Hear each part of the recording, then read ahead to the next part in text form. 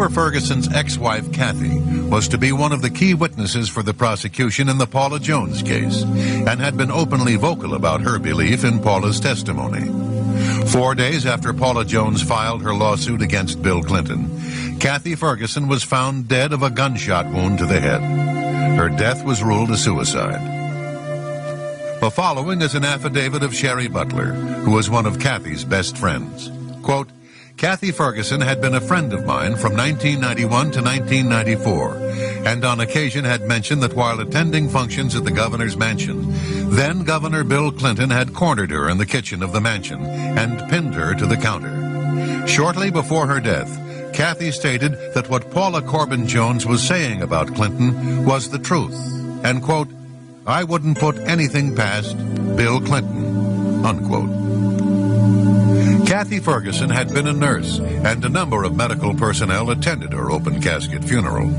Her autopsy report had placed the fatal bullet's entrance wound at the right temple, with the exit wound at the left temple, making it a possible suicide.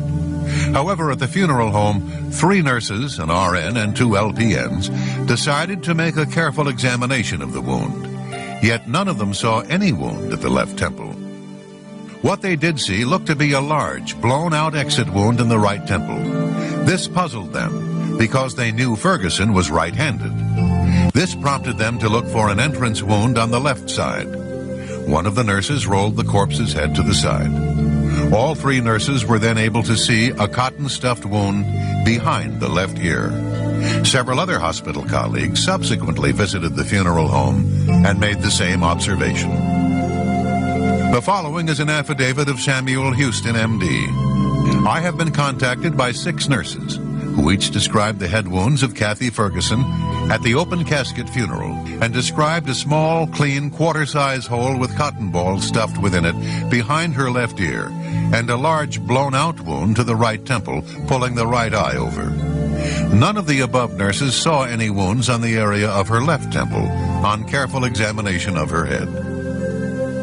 So, according to the testimony of a doctor and 6 nurses, the bullet may have entered from behind the left ear and exited at the right temple, making Kathy Ferguson's death a possible homicide.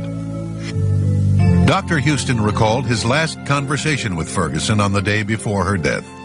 She told him that she wished she did not know as much as she knew concerning the Arkansas State Troopers and their activities and those of Danny Ferguson.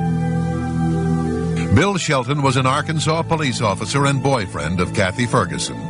He had been publicly critical of the ruling that stated Kathy's death was a suicide. A month later, Shelton was also shot behind the ear, and his death was also ruled a suicide.